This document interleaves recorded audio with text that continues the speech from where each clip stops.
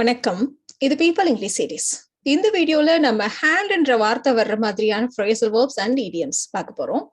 நிறைய ஃப்ரேசஸ் பாத்தீங்கன்னா நம்ம தமிழ்ல எப்படி சொல்லுவோமோ அதே மாதிரி விஷயம் கைமீறி போயிடுச்சு, சொத்து கை மாறிடுச்சு, இது நான் கை கழுவிட்டேன், இந்த மாதிரி எல்லாம் நம்ம சொல்லுவோம் இல்லையா? இதே மாதிரி இங்கிலீஷ்ல ஃப்ரேசஸ் இருக்கு. ஸோ இதை பத்தி எல்லாம் தான் இந்த வீடியோ நம்ம டீட்டெயிலா பார்க்க போறோம். நிறைய இன்ட்ரெஸ்டிங் ஃப்ரேசஸ் நம்ம இந்த வீடியோல நம்ம பார்க்கலாம்.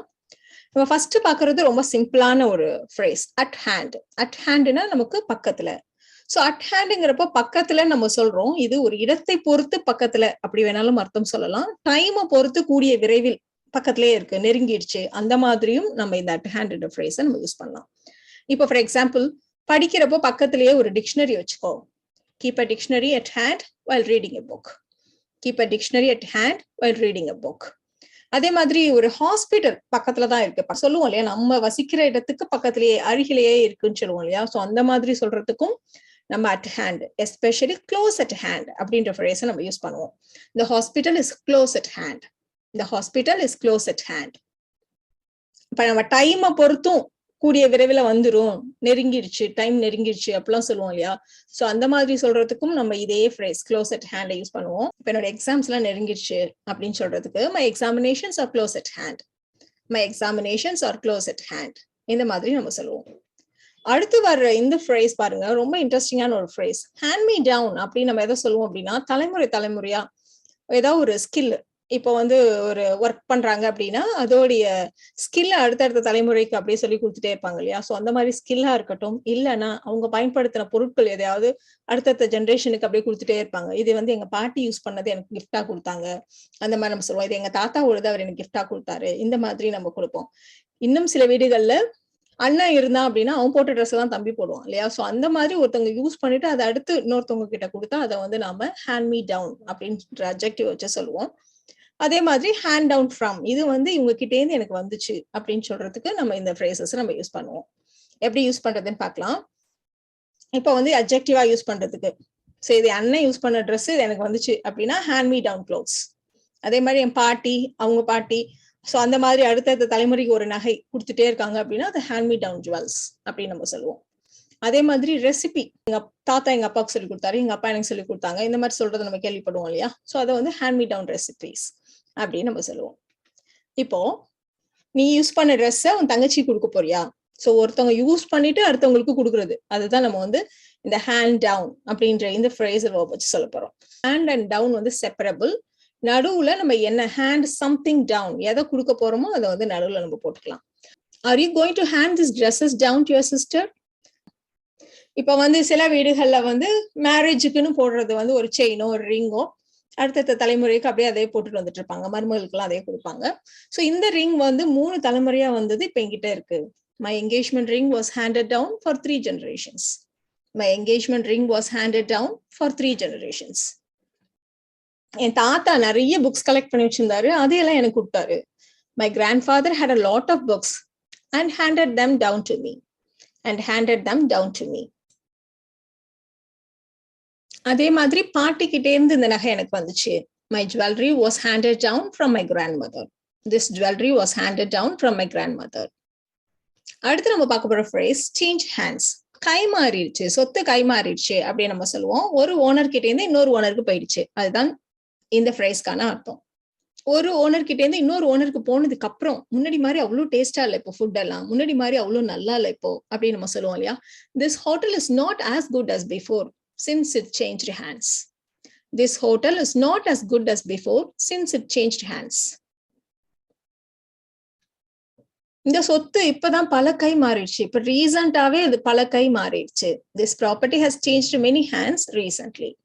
This property has changed many hands recently. Wash your hands off, இது வந்து நம்மளுடைய ரெஸ்பான்சிபிலிட்டி இல்லை அப்படின்னு சொல்லி கை கழுவிடுறது, அதுதான் நம்ம வந்து வாஷ் யூர் ஹேண்ட்ஸ் ஆஃப்னு சொல்லுவோம். இப்போ வந்து ஏதாவது ஒரு விஷயம் நமக்கு அதுல வந்து ப்ராஃபிட் இல்லை அப்படின்னா நான் அது வேணான்னு கை கழுவிட்டேன் அப்படின்னு சொல்லுவோம். இப்போ வந்து அதே மாதிரி சில பேரை கவனிக்கிற பொறுப்புல இருந்து என்னால் முடியாதுன்னு நம்ம கை கழுவிடுவோம்.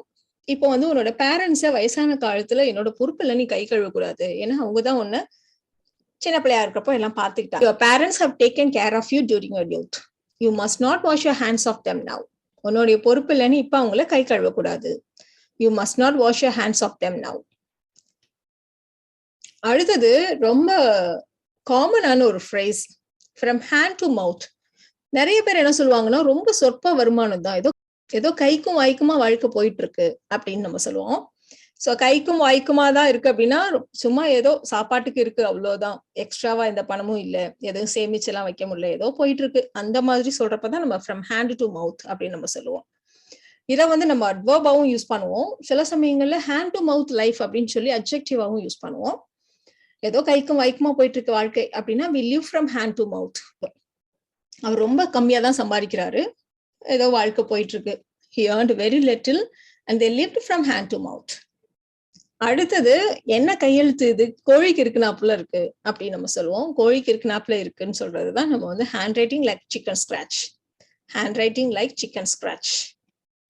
என்ன எழுதியிருக்கான் ஒரு வார்த்தை கூட எனக்கு புரியல, ஏதோ கோழிக்கு இருக்குனா மாதிரி இருக்கு ஹேண்ட் ரைட்டிங் அப்படின்னு நம்ம சொல்லுவோம். So I don't understand a word. His handwriting is like chicken scratch. His handwriting is like chicken scratch. அடுத்தது ஹேண்ட் அவுட். ஒரு விஷயத்த நம்ம நிறைய பேருக்கு டிஸ்ட்ரிபியூட் பண்ணோம் அப்படின்னா அதை வந்து நம்ம ஹேண்ட் அவுட்னு சொல்லுவோம். அது வந்து சாப்பாடா இருக்கலாம், பேப்பரா இருக்கலாம், எதுவா வேணா இருக்கலாம், நோட்டீஸா இருக்கலாம், எதா வேணா இருக்கலாம்.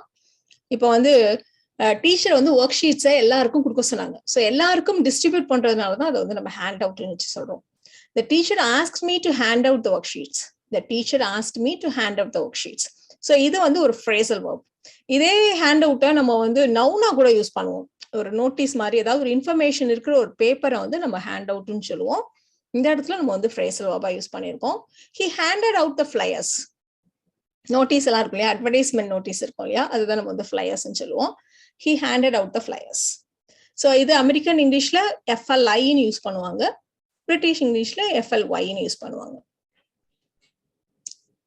இதே ஹேண்ட் அவுட்டுக்கு அதாவது நவுனா யூஸ் பண்றப்போ கவர்மெண்ட் ஹேண்ட் அவுட்ஸ் சொல்லுவாங்க. ஸோ கவர்மெண்ட் ஹேண்ட் அவுட்ஸ்ன்றது என்னன்னா, அரசாங்கம் கொடுக்கக்கூடிய இலவசங்கள். ஹேண்ட் அவுட்ஸ்னா இது வந்து அரசாங்க கையேடு அப்படின்னு அர்த்தம் கிடையாது.